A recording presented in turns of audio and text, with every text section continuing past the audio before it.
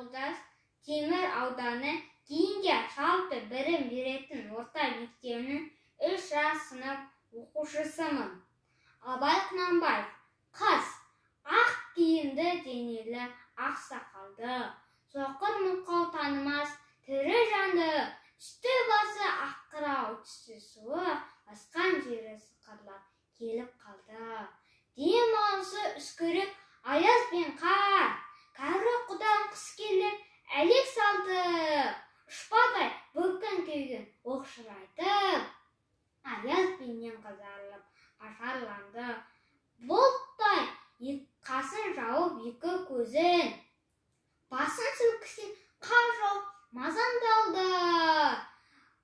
Борандай бұрқса етіп долданғанда, алты қанат ақ орда үй шайқалды.